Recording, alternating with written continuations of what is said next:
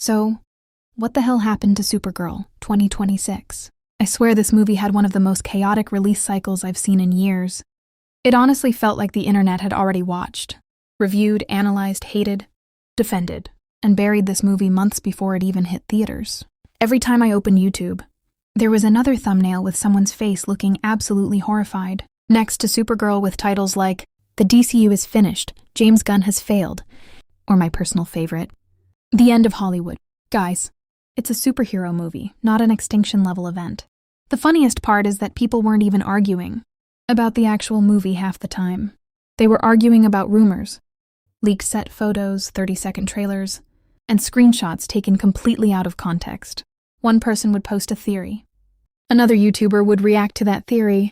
Then someone else would react to the reaction. And suddenly thousands of people were convinced they knew exactly how the movie was going to turn out.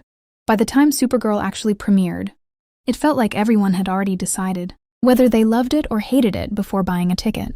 Then the reviews started coming in. And instead of calming everyone down, they somehow made things even worse. Some people thought it was a fun addition to the new DC universe, but most thought it was disappointing. And because this is the internet, a movie couldn't simply be decent. No, it had to either be the greatest comic, book film ever made, or the biggest disaster since the invention of CGI. Apparently, we've lost the ability to say, yeah, it was okay. And unfortunately, all that online drama didn't exactly help the movie at the box office. Instead of becoming the huge hit many fans were hoping for, Supergirl struggled to bring audiences into theaters. And immediately, everyone started looking for one simple explanation. Was it because of superhero fatigue? Was it bad marketing? Were the reviews too mixed? Did the endless online arguments make casual audiences lose interest? Honestly, it's probably a combination of all of those things rather than one single reason. The reality is that audiences are much pickier now than they were 10 years ago. There was a time when you could put a superhero in a cape, release a trailer with dramatic music, and practically print money. Those days are gone.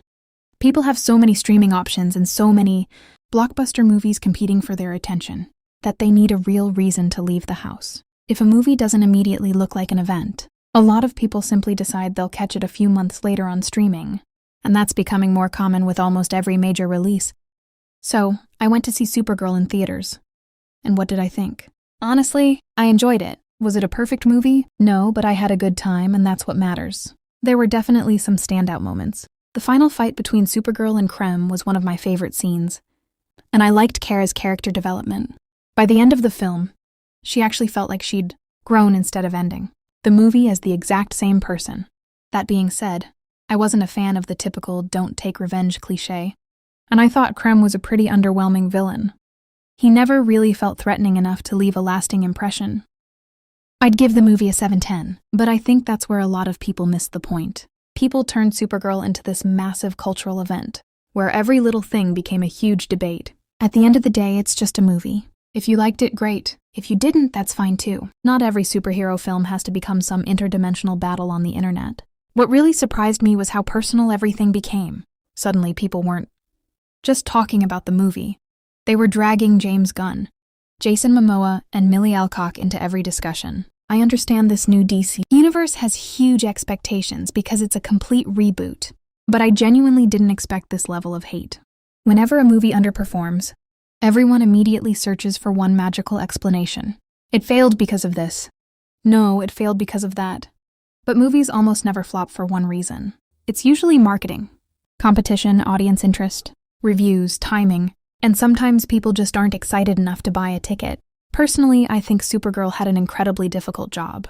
It had to convince audiences this wasn't just another superhero movie while following Superman. Supergirl simply isn't as recognizable to casual audiences. If DC wanted to keep the momentum going, I honestly think Batman or Wonder Woman would have been a safer next choice. Let's be honest. Today's audiences usually show up for one of two things: an incredible movie or a massive, recognizable IP. In my opinion, Supergirl had neither. It was a hugely expensive movie built around a B-list character, and that's a tough sell. Without exceptional reviews or the drawing power of someone like Batman, Superman, or Spider-Man, it was always going to struggle. Then there's social media, which somehow makes everything 10 times more dramatic than it needs to be. Every single day there was a new debate. One side claimed the movie was being unfairly attacked, while the other insisted anyone defending it was just coping. Meanwhile, most people were probably just trying to decide whether it looked entertaining enough to spend 2 hours watching. And can we please talk about YouTube thumbnails for a second? I swear they're becoming an art form at this point. Every creator suddenly looks like they're witnessing the apocalypse. Mouth wide open, giant red arrows pointing at absolutely nothing, and titles like "The DCU is dead." Then you click on the video expecting some groundbreaking revelation, and 20 minutes later the conclusion is basically, yeah, it was okay. Thanks for the emotional roller coaster. The saddest part, though, was how the conversation shifted from criticizing the movie to attacking Millie Alcock herself. If you didn't enjoy her performance, that's completely fair. Acting is subjective. But there's a huge difference between criticizing an actress's work and insulting a real person. She didn't write the script, direct the movie, or make every creative decision.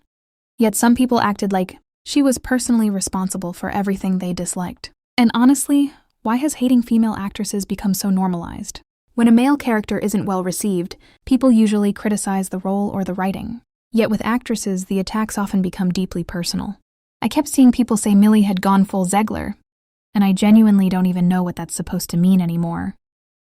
At some point, it feels less like criticism and more like people looking for someone to pile hate onto. Most people aren't spending all day fighting over superhero movies online. They either watch the film or they don't. Somewhere along the way, we've forgotten that movies are supposed to entertain us, not become the biggest internet war of the week. The weirdest thing about this entire situation is that it feels like people don't even want movies to succeed anymore. Half the excitement around a new blockbuster isn't actually watching it. It's waiting to see if it bombs. Seriously, look at any major franchise now. Before the movie even releases, people are already predicting the opening weekend, calculating the budget, figuring out the break-even point, and preparing their "I told you so" videos.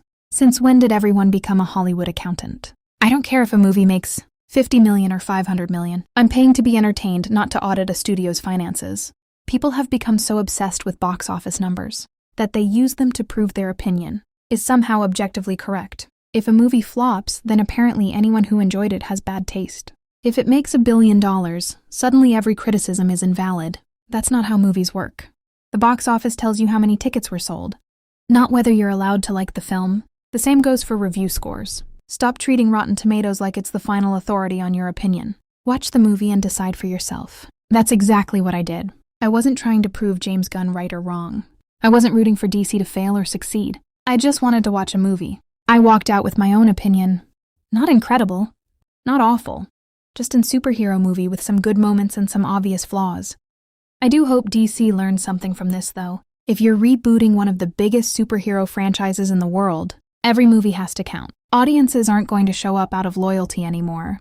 They expect excellent writing, memorable villains, and stories that actually feel worth leaving the house for. And this might be an unpopular opinion, but if you're spending hundreds of millions of dollars on a movie that's supposed to kick off a new era, don't treat it like a training ground. Put your best writers and storytellers on it. A reboot this important shouldn't feel like a script that still needed another draft. You only get one chance to make a first impression, and DC can't afford too many more. It's okay. Movies if it wants audiences to fully invest in this universe. And finally, can we stop making everything so personal? Whether it's James Gunn, Jason Momoa, or Millie Alcock, these are real people. It's perfectly fair to criticize the movie. It's perfectly fair to dislike a performance. But turning actors and filmmakers into punching bags because you didn't enjoy a superhero movie is just unnecessary. At the end of the day, movies are supposed to entertain us. Sometimes they're masterpieces. Sometimes they're disappointing. And sometimes they're simply decent. Supergirl fell into that last category for me, and honestly, that's okay. Anyway, those are my thoughts. Let me know what you genuinely thought about Supergirl in the comments. I'd love to hear your take. I hope you enjoyed this video as much as I enjoyed making it.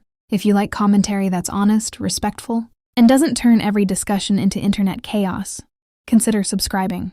Thanks so much for watching, and I'll see you in the next one.